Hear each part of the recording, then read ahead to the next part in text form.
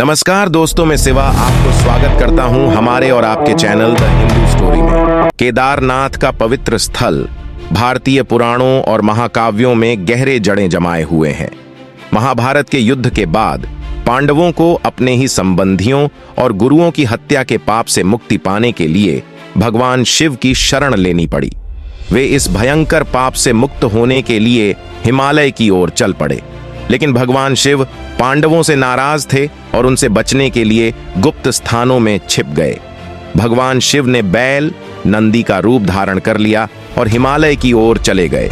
पांडवों ने भगवान शिव का पीछा किया और कई कठिनाइयों का सामना करते हुए वे गुप्तकाशी पहुंचे।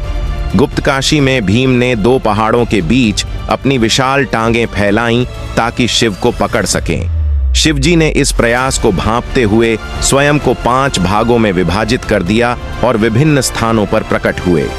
इस प्रकार केदारनाथ में भगवान शिव का त्रिकोणीय पीठ वाला हिस्सा प्रकट हुआ।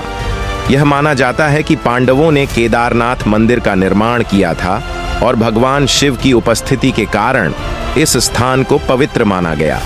केदारनाथ में शिव की पूजा की परंपरा सदियों पुरानी है और इसे धार्मिक रूप से अत्यंत महत्वपूर्ण स्थान माना जाता है। आदि शंकराचार्य ने 8वीं शताब्दी में इस मंदिर का पुनर्निर्माण किया और उनकी समाधि मंदिर के पीछे स्थित है। केदारनाथ मंदिर समुद्र तल से 3533 मीटर की ऊंचाई पर स्थित है और इसे एक विशाल पत्थर के मंच पर बनाया गया है। मंदिर का निर्माण नागर वास्तुकला शैली में किया गया है, जो उत्तर भारत में प्रचलित है। मंदिर के गर्भगृह में शिवलिंग की स्थापना की गई है, जो त्रिकोणीय आकार का है। यह शिवलिंग ही केदारनाथ के रूप में पूजनीय है। पंच केदार के अन्य स्थानों में भगवान शिव के अन्य भाग प्रकट हुए। ये स्थान हैं तुंगनाथ, बाहु, रुद्रनाथ, मुख, मध्यमहेश्वर, नाभि और कल्पेश्वर जटा। इन सभी स्थानों को पंच केदार कहा जाता है और ये सभी तीर्थ यात्रा के लिए महत्वपूर्ण माने जाते हैं। पांडवों ने इन सभी स्थानों पर भगवान शिव की पूजा की और अपने पापों का प्रायश्चित किया। केदारनाथ की यात्रा कठिन और चुनौतीपूर्ण है, क्योंकि इसे केवल पैदल या खच्चर पर ही पूरा किया जा सकता है। यह यात्रा लगभग 16 किलोमीटर लंबी है और गौरीकुंड से शुरू होती है। यात्रियों को कठिन पहाड़ी रास्तों, बर्फीले क्षेत्रों और प्राकृतिक कठिनाइयों का सामना करना पड़ता है, लेकिन इन सभी कठिनाइयों के बावजूद हर साल हजारों श्रद्धालु इस पवित्र स्थान की यात्रा करते हैं। केदारनाथ की यात्रा में प्राकृतिक सौंदर्य, हिमालय की ऊंचाइयां और अलौकिक शांति का अनुभव होता है, जो श्रद्धालुओं को आध्यात्मिक रूप से परिपूर्ण करती है। यात्रा के दौरान यात्रियों को मंदाकिनी नदी के किनारे किनारे चलना पड़ता है, जो इस यात्रा को और भी सुंदर बनाती है। मंदाकिनी नदी का प्रवाह और चारों ओर की प्राकृतिक छटा मन को मोह लेती है। केदारनाथ का पांडवों से जुड़ा यह इतिहास और इसकी धार्मिक महत्ता इसे हिंदू धर्म में एक महत्वपूर्ण तीर्थ स्थल बनाती है।